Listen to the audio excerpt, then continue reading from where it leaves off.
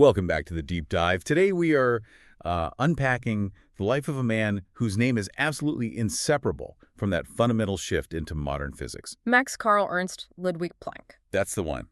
Born in 1858, his discovery of the quantum of energy, the very bedrock of modern technology, earned him the 1918 Nobel Prize. That's right. And when you look at the landscape of 20th century science, Planck, he stands as this towering, almost foundational figure. But what's so fascinating here, and what's really driving our deep dive today, is that Planck was not a revolutionary. He wasn't some firebrand looking to tear down established science. No, not at all. Our mission is to trace the story of a conservative mind, a meticulous traditional thinker who was really against his will, forced by the sheer logic of experimental facts to announce the most radical idea in scientific history. The ultimate reluctant revolutionary. It's an amazing story. He proved that the universe was fundamentally discontinuous, an idea that he personally just despised. We are going to track his journey from mastering the seemingly completed field of classical thermodynamics all the way into the bizarre, probabilistic world of quantum mechanics. And while we're doing that, we'll detail the immense political influence he wielded and the truly overwhelming personal tragedies he had to endure across 2 world wars. Yeah, it's a heavy story. We have a comprehensive biographical overview for this one. It details the context of his scientific breakthroughs, his role as an institutional pillar of German science, and the staggering personal losses that really defined his final decades, especially during the darkest periods of 20th century Germany. We're going to spend time with the facts, the philosophy, and the human cost of being the one who opens Pandora's box. A box he never wanted to open. Okay, let's unpack this. To really understand why the quantum was such a monumental, personal crisis for Planck, we have to start at his roots. We do. He came from a family that was just defined by intellectual stability, order, and tradition. This lineage is so crucial. It wasn't just like a smart family. It was a deeply established, high-achieving German academic dynasty. A dynasty, that's the right word. We're talking generations of institutional respect. His paternal great-grandfather and his grandfather were both prominent theology professors at Göttingen. Right. And then his father, Wilhelm Planck, he was a law professor, first in Kiel, then later in Munich. They represented the absolute highest standards of meticulous, methodical German scholarship and, civic order. He was born in Kiel in 1858, but his earliest memories were colored by conflict, which is... it's so ironic considering the turbulence he would face later. Our sources note that as a young child, this is in 1864, he watched the marching of Prussian and Austrian troops during the Second Schleswig War. And that experience placed him right at the moment of Germany's transition, its rapid sort of militaristic unification. And that would have reinforced a need for structure, for order. So it's really no surprise that he carried this sense of order and this deep commitment to harmony into his personal life, especially his music. Right. His musical talent wasn't just a hobby for him. It was a true passion. Oh, absolutely. He took singing lessons, mastered the piano, the organ, the cello. He was even talented enough to compose songs and small operas. He really had the opportunity to choose music as a profession. And that tells you so much about the mind that chose physics instead. Yeah. Music, especially classical composition, is the ultimate structured harmonic system. The fact that he chose physics, a field focused on universal, elegant laws, the music of the spheres, if you want to be poetic about it, it shows he was looking for an underlying absolute harmony in the universe. He was seeking order, not chaos. And this quest for order, it leads us to one of the most astonishing anecdotes in the history of science. It really is. So in 1874, Planck enrolls at the University of Munich. He performs his only scientific experiments studying the diffusion of hydrogen through heated platinum under a professor Philipp von Jolly. And von Jolly, who's an established authority, gave the young Planck advice that just perfectly encapsulates the prevailing scientific smugness of the late 19th century. Oh, this is the best part. In 1878, Jolly urged Planck against pursuing theoretical physics. He told him the field was essentially almost complete. Imagine that conversation. A professor telling a brilliant student, "Don't bother, we've pretty much solved it all." Jolly genuinely believed it. I mean, he viewed physics as a highly developed, nearly fully matured science. Wow. He argued that the major foundational discoveries had been made, particularly the crowning achievement, the principle of conservation of energy. He said all that was left was the finding of a few small gaps or holes to be filled up. The fundamental structure was finished. And what's truly remarkable is that this conviction came just a few decades before that very field would uncover relativity, quantum mechanics, nuclear physics, everything. Everything. But Planck, despite this advice, he chose theoretical physics anyway, which demonstrates this quiet, internal conviction that the foundations weren't quite as settled as everyone thought. He had to believe there was still something foundational to discover, so he went to Berlin, studied with intellectual giants. Like Helmholtz and Kirchhoff. Right, and he noted the contrast between Hermann von Helmholtz, who was friendly, but notoriously slow and unprepared, often making calculation errors. I love that detail. And Gustav Kirchhoff, who was prepared, meticulous, but delivered his lectures in this dry, monotonous tone. Planck apparently quickly became close friends with the disorganized but engaging Helmholtz. But his real passion, it came from self-study, from poring over the dense writings of Rudolf Clausius, which led him to focus intensely on thermodynamics. And that led to his 1879 doctoral thesis, über den zweiten Hauptsatz der mechanischen Wärmetheorie, on the second law of mechanical heat theory. This is where we first see his genius in action. Yeah. Right? As a methodical, generalizing mind. Exactly. Thermodynamics, the study of heat, work, energy, it was messy. Clausius had defined the second law, the law of entropy, stating that entropy can be created but never destroyed. Planck's goal was just to bring mathematical structure and universal applicability to this concept. And he didn't just affirm the law, he generalized it. And dramatically so.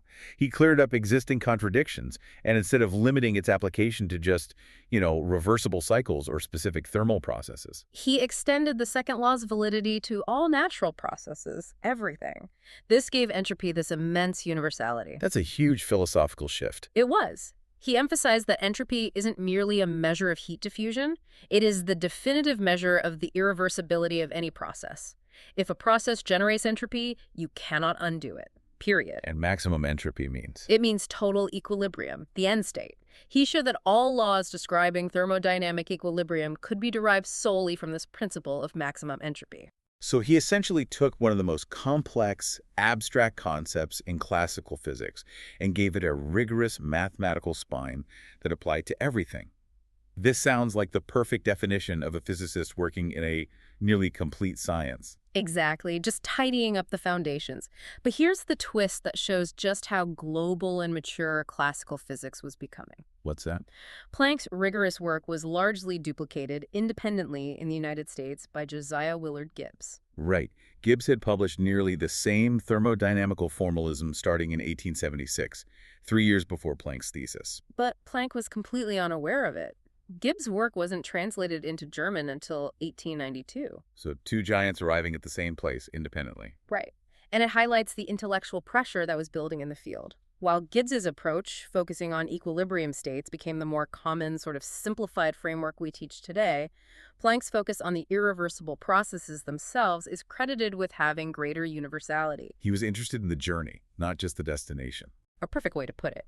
He cared about how systems change toward equilibrium, not just what the stable end state looks like. So by the late 1890s, Max Planck is established. He's the master of classical physics, meticulous, logical, highly respected, and has successfully systematized one of its deepest laws. He's a man who trusts structure and continuity above all else. And this is the intellectual foundation that is about to collide head-on with a completely unsolvable problem. The problem was black body radiation, and it was the ultimate Achilles heel of 19th century physics. It demanded a physical solution, but every single classical approach just failed to fit the experimental facts. Okay, let's make sure we have this clear for everyone. A black body is a theoretical, perfect absorber and perfect emitter. So if you heat it up, it glows. Exactly. The physical problem, which was first posed by Kirchhoff, was simply to chart the intensity of the light emitted by this object as a function of both its frequency, so the color, and its temperature. We just need to find the curve. And this curve, according to all the established rules of physics, should be smooth, continuous, predictable. But when scientists actually measured it, they found a curve that was completely contrary to theoretical predictions, especially at the extremes. So classical physics had two main theories trying to solve this, and they were like ships passing in the night. They just didn't connect. That's right. First, you had Wien's law. It was proposed, and it worked beautifully for high frequencies, the short wavelengths like visible light and ultraviolet. Right. But when experimentalists measured the low frequencies, the long wavelengths like infrared and radio waves, Wien's law completely failed. It just didn't match. Okay, so then you have the Rayleigh-Jeans law. This one was derived rigorously from classical principles, right? Yeah. Specifically, the principle of equipartition of energy. Yes, which assumed that every possible mode of vibration should share energy equally. And it worked fine at low frequencies, matching the data where Wien's law failed. It did. But when you tried to extrapolate the Rayleigh-Jeans law to high frequencies, to the short wavelengths, it predicted that the intensity of the emitted radiation should increase infinitely as the frequency increased. And that's the famous ultraviolet catastrophe. It is. And it's named that because it predicted that any warm object, be it a light bulb filament or a cooling stove, should instantly release an infinite amount of energy, primarily in the high frequency range. It would just vaporize itself and everything around it. So a clear, non-physical absurdity. Utter nonsense. Now, our sources clarify a crucial point here. This catastrophe, while it's famous today, wasn't actually Planck a primary motivation for seeking a new law. No, he was a scientist of meticulous detail. He simply needed an equation that fit the practical, measured experimental data perfectly across the entire spectrum. That was it. His initial effort, which was completely in line with his classical background, was just to improve Wien's law. He produced the Wien-Planck law in 1899, but experimental verification soon proved that this, too, failed to describe the low-frequency reality. He was completely stuck. So here is the master of classical structure, whose first instinct is always to tidy up the existing frameworks, and he's faced with total failure. What happens next is what he famously called an act of despair. It was an intellectual retreat, a desperate move. Remember, Planck hated the statistical interpretation of the second law that was championed by Boltzmann. Right. Boltzmann saw entropy as a measure of disorder. Yes, the sheer number of possible microscopic arrangements that correspond to a macroscopic state. Planck viewed this probabilistic molecular approach with deep suspicion. He preferred the certainty of continuous deterministic laws. But to solve the blackbody problem, he'd run out of classical deterministic options. He had nowhere else to go. He felt compelled to adopt Boltzmann's statistical method, even though it was philosophically repugnant to him. He later admitted he was ready to sacrifice any of my previous convictions about physics. The desperation worked. It did. By November 1900, he had revised his derivation using the statistical approach, essentially calculating the entropy of the oscillators emitting the radiation. He manipulated the mathematics until he found a formula that perfectly unified the high-frequency and low-frequency results, a single curve that matched all the experiments. And on December 14th, 1900, he presents this to the German Physical Society. That date is the recognized birthday of quantum physics. It is, because the only way he could derive this perfect law was by making one central revolutionary assumption, the Planck postulate. The assumption was simple, yet completely incompatible with everything he believed. Right. Electromagnetic energy could not be emitted continuously, like smoothly flowing down a ramp. Instead, it must be emitted in tiny, discrete, fixed packets, or quanta. These packets are defined by the fundamental relationship E equals AH nu. Energy equals the Planck constant times the frequency of the radiation. And this is the conceptual leap. The energy of any oscillator could only be an integer multiple of that fundamental unit, h nu. So if you imagine energy as a ramp in classical physics, where you can stand anywhere. Planck showed that reality was a staircase. You could only stand on the first step, the second step, or the third step. You couldn't hover between the steps. This Planck constant, h, the action quantum, is the universal constant that defines the scale of this discontinuity. It's the numerical limit on how precisely we can measure things. It's truly incredible that he derived a universal law from a concept he found so repugnant. And he immediately recognized the gravity of what he had done. He told his son in 1918 that this was a discovery of the first rank, comparable perhaps only to the discoveries of Newton. Which earned him the Nobel Prize for 1918. Now, the constant h wasn't just some mathematical fix.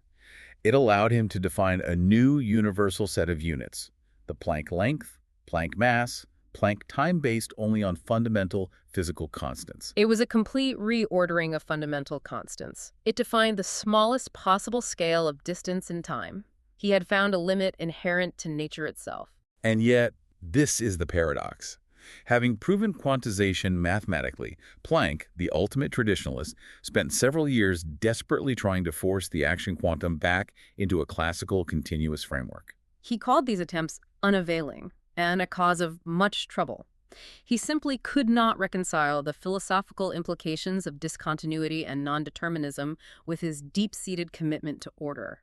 He was the accidental architect of chaos. He even had to aggressively critique his contemporaries who, in trying to save classical physics, suggested setting his constant h to 0. Right, James Jeans tried this. He believed that if h were infinitesimally small, the quantum effects would just vanish, and the classical laws would return. And Planck's reaction. He was scathing. He knew the constant had a precise, measurable, non-zero value confirmed by experiment. He criticized Jeans, saying he was an example of a theoretician as should never be existing. He even compared him to the philosopher Hegel, suggesting so much the worse for the facts if they don't fit. That quote perfectly summarizes Planck's core identity. He was fundamentally a conservative thinker, but his belief in the compelling force of logical reasoning derived from facts was so strong that he had no choice but to announce the most revolutionary idea physics had ever seen. He trusted data over dogma every time. Beyond the equations, Planck was an organizational giant. I mean, by the time he made his quantum discovery, he was already an established pillar of the scientific community. Right, he was appointed full professor at the University of Berlin in 1892, succeeding Kirchhoff, and he spent decades just shaping the next generation of German physicists. And his dedication to precision translated directly to his teaching.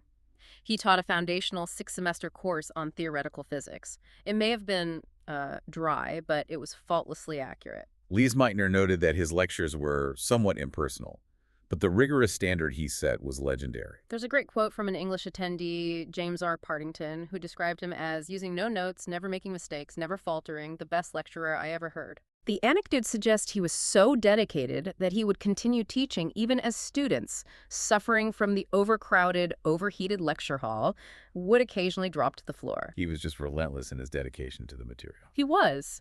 And he also recognized the need for structure in the broader scientific community.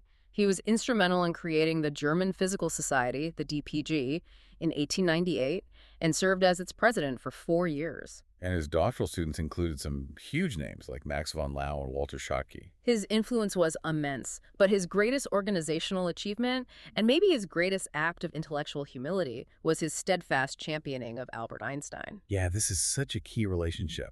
Planck was one of the very few who immediately grasped the revolutionary significance of Einstein's 1905 papers on special relativity. Most established physicists just dismissed it, the work of an outsider, a patent clerk. But not Planck. No. Planck, the man of structure, recognized the profound elegance and universality in Einstein's mathematics. He used his substantial institutional influence and authority in Berlin to ensure relativity gained rapid acceptance in Germany. He didn't just support it, he actively extended the theory. He did. He recast it in terms of classical action, integrating it into the existing framework he knew so well. This intellectual partnership is just central to 20th century physics, yet it was so rife with irony. Oh, absolutely. Planck, the father of the quantum, initially rejected Einstein's next hypothesis. The hypothesis of the light quantum, what we now call the photon. It's the ultimate intellectual paradox. In 1905, Einstein used the concept of quantized energy to explain the photoelectric effect, essentially arguing that light itself was packaged into these discrete units, photons. And Planck balked at this. Why? Because accepting the photon meant rejecting Maxwell's universally successful wave theory of electrodynamics. So he saw it as throwing out the baby with the bathwater. Completely. Planck felt that accepting the light quantum would be a huge step backwards for physics. He famously wrote that it would send the theory of light back not by decades, but by centuries, into the age when Christian Huygens dared to fight against the mighty emission theory of Isaac Newton. So the man who introduced discontinuity in matter rejected discontinuity in light. What was the evidence that finally persuaded the reluctant revolutionary to accept the logical conclusion of his own discovery? It was empirical failure in other areas. In 1910, Einstein pointed out that classical physics just could not explain the strange behavior of specific heat in materials at low temperatures. This was a massive anomaly. Another crack in the foundation. A huge one. And Planck and Walther Nernst took the lead in trying to resolve these problems, which culminated in them organizing the first Solvay conference in Brussels in 1911. This conference was basically an emergency meeting of the world's leading physicists to deal with all the accumulated failures of classical physics. That's exactly what it was. And it was there, faced with the mounting, undeniable empirical evidence, things like the specific heat anomalies that required quantization for an explanation, that Einstein finally managed to convince Planck that the light quantum was real. The facts won again, The facts had once again driven Planck against his philosophical preference. and his conversion was absolute. He championed Einstein so thoroughly that in 1914, using his power as dean of the University of Berlin, he established a special, highly prestigious professorship specifically to bring Einstein to Berlin. And they became close colleagues, and despite their profound intellectual battles over the precise interpretation of quanta, deep personal friends, they often met to play music together, finding common ground in the universal harmony of their musical passion, even as their physics discussions revolved around fundamental discontinuity and discord. That powerful intellectual partnership between Planck and Einstein, it unfolded against the backdrop of Europe's descent into the First World War. Right. And this really tested Planck's commitment to scientific ideals against his national patriotism. Initially, like many German academics and patriots, Planck embraced the war with enthusiasm. He did. He viewed the national mobilization as this profound moment of unity, celebrating that it led to the smooth solution of the most difficult domestic political problems by the unification of all parties. And, infamously, he signed the Manifesto of the 93 Intellectuals, which was a piece of wartime propaganda that fiercely defended German militarism and denied atrocities. It's hard to reconcile that, the man of rational principle, with this, polemic endorsement. It's a profound tension in his character, the universal scientist versus the patriotic German institution builder. However, even within that wartime fervor, his commitment to scientific impartiality showed through. It did. While German troops were fighting the Allies, in 1915 he successfully voted for an Italian scientific paper to receive a prestigious prize from the Prussian Academy of Sciences. He maintained that science transcended national borders whenever possible. So after Germany's defeat, during the economic turmoil and political chaos of the Weimar Republic, Planck emerges as the ultimate institutional stabilizer. He was the rock. As the highest authority in German science, he issued this powerful, resolute call to his colleagues to simply persevere and continue working. He knew science was the only hope for recovery. The only way. He co-founded the Nachgemeinschaft der Deutschen Wissenschaft, the emergency organization of German science, in 1920 with Fritz Haber, dedicated to raising desperately needed foreign funds to keep German research alive and productive. But if he successfully stabilized the institutional structure, the intellectual structure of physics just continued to move away from him. It did.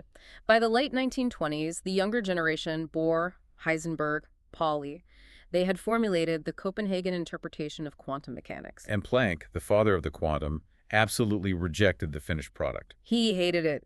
The Copenhagen interpretation, with its probabilistic nature, its reliance on the observer, its fundamental assertion that certain properties simply could not be known simultaneously, Heisenberg's uncertainty principle. It's anathema to him. Completely anathema to his deterministic, structured view of the universe. He, along with Einstein and Schrödinger, clung to the hope that a deterministic classical theory would eventually emerge. He literally hoped that the development of wave mechanics, the very field his work catalyzed, would render quantum theory obsolete. He was the reluctant parent who disowned his own child. This conflict led to his most famous and yet profoundly bitter quote about scientific change. He had to accept that the facts were right, but he couldn't personally make the leap. He stated that a new scientific truth does not triumph by convincing its opponents, but rather because its opponents eventually die and a new generation grows up that is familiar with it. That is the resignation of the reluctant revolutionary. He watched the chaos he had unleashed just take over the field. And these scientific disappointments were soon overshadowed by immense political and personal horrors, beginning in 1933 when the Nazis seized power. Planck was 74. His initial response, which was rooted in his traditional structuralist mindset, was to try and protect German science by maintaining the institutions he had built. Right. He continued as the president of the Kaiser Wilhelm Society, the KWG, and he urged scientists, even those being persecuted, to remain in Germany, hoping the regime would eventually moderate. He did, however, help his nephew, the economist Hermann Cranold, emigrate to London after he was arrested. But his attempts to appeal to reason and logic with the Nazi regime were met with just brutal ideological dismissal. Tell us about the meeting with Hitler. In May 1933, Planck sought an audience with Hitler. And he didn't make a moral argument, he made a pragmatic, logical one. He argued that the forced emigration of Jewish scientists based on race would kill German science, and that many Jewish people were loyal German citizens. And how did Hitler respond to this logical, pragmatic appeal from the most respected scientist in Germany? The response was absolute dismissal. Hitler curtly stated that the Jews are all communists and these are my enemies. He then reportedly became aggressive, forcing Planck to abandon the interview. Wow. Our source confirms that this encounter took from him every basis for further negotiation. He realized that rational negotiation was just impossible. Yet he continued subtle acts of resistance and defiance. When the exiled Jewish scientist Fritz Haber died in 1934. Planck, knowing the risk, organized an official public commemorative meeting for him in Berlin, which was described as being done in a somewhat provocative style. This defiance came at a cost. A huge cost. He was attacked fiercely by the proponents of Deutsche Physik, Aryan physics, who rejected the Jewish physics of relativity and quantum theory. Johannes Stark, a proponent of this movement, publicly labeled Planck, along with Einstein and Heisenberg, a white Jew. And he was eventually forced out of his KWG presidency. He clung to it until 1936, but the pressure became untenable. And throughout this period of institutional crisis, Planck was also enduring staggering personal loss that few human beings ever face. The tragedy began long before the Nazis. His first wife, Marie, died in 1909. His oldest son, Karl, was killed in action during World War I in 1916. Then his daughters. Then, in quick succession, both of his twin daughters died in childbirth. Greet in 1917 and Emma in 1919. And Emma had married Greet's widower. Unbelievable. Planck endured all of this with this stoic, old-school German reserve, relying on his intellectual pursuits. But the final, most devastating blow came during the Second World War, inflicted directly by the political machinery he had tried so hard to either ignore or subtly influence. His son, Erwin. His youngest son, Erwin, was arrested by the Gestapo for involvement in the failed 20 July plot, the attempt to assassinate Hitler in 1944. And Planck was particularly close to him. Very, and the tragedy was compounded by the fact that Planck's Berlin home was destroyed in an air raid that same year, robbing him of his belongings and his papers. And the final blow. Erwin was sentenced to death and executed in January 1945 at Berlin's Plötzensee prison. This event, more than anything else, destroyed much of Planck's will to live, according to our sources. The man who had revolutionized the physical world and stabilized German science watched his closest remaining child murdered by the state simply for attempting to resist the madness. He survived the war by mere months, dying in Göttingen in October 1947, a figure of monumental achievement scarred by monumental suffering. As we reflect on his life, it is crucial to consider the philosophical bedrock that held Planck together through scientific revolution and personal ruin. He was a member of the Lutheran Church, but his religious views were complex. They were. They broadly fall into deism. He was a man who believed in the inherent order of the universe, but not necessarily in the specifics of organized religion. Right. When pressed, he stated clearly that he did not believe in a personal God, let alone a Christian God. He found his spiritual satisfaction in the structure and beauty of the universal laws. And he attempted to bridge the gap between his faith in science and his religious feeling in his important 1937 lecture, Religion and Natural Science. Yes, arguing that both disciplines ultimately require a form of belief in God, but they approach it from opposite ends. How so? For the traditional believer, God is the foundation, the starting point from which all reality flows. But for the physicist, he argued, God is at the opposite extreme. He is at the end of all considerations, the crown of the edifice of every generalized worldview. So science searches for the physical laws and structure. And that structure ultimately points toward an ultimate intelligent order. And if he embraced the idea of a universal intelligence, he was highly critical of the dependence on miracles in organized religion. Oh, absolutely. He believed that the reliance on miracles must retreat step by step before relentlessly and reliably progressing science. He thought science was reliable, miracles were not. Exactly. For Planck, miracles were simply temporary gaps in our understanding that would eventually vanish completely as knowledge advanced. This makes his final philosophical declaration from a 1944 speech, Das Wesen der Materie, the nature of matter, all the more striking. It's an incredible statement. Here is the man who defined the purely empirical, non-deterministic structure of the atom, concluding his analysis with a spiritual observation. He stated, "There is no matter, as such, All matter originates and exists only by virtue of a force which brings the particle of an atom to vibration. We must assume behind this force the existence of a conscious and intelligent spirit Geist. This spirit is the matrix of all matter. Let's just stop and unpack that. Yeah. After a lifetime of quantification, of pinning down the value of the action quantum to the most extreme decimal point, he concludes that the force holding those vibrating atoms together must be non-material and conscious. It's the ultimate convergence of the empiricist and the philosopher.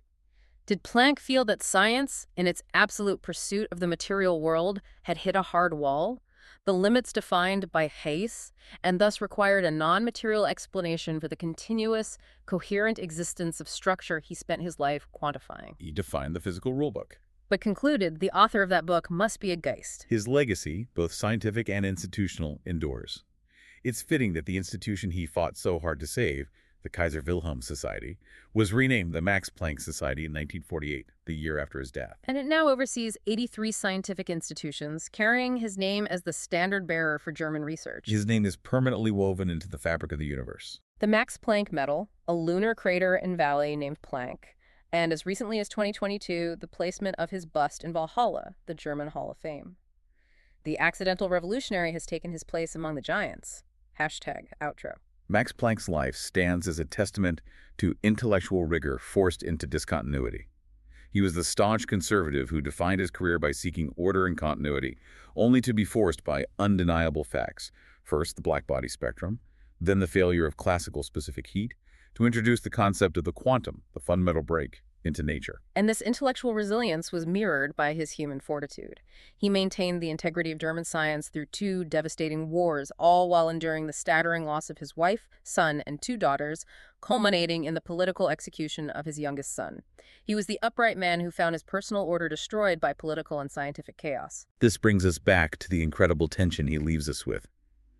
We have the extreme precision of the empirical constant, a specific, measurable number that defines the minimum measurable action in the universe, and his final philosophical declaration that the force maintaining the atomic vibration requires a conscious and intelligent spirit, the Geist. He was the ultimate empiricist, driven by data to propose the formula E equals h nu, yet he concluded that the underlying reality of matter is conscious. So here's the question for you.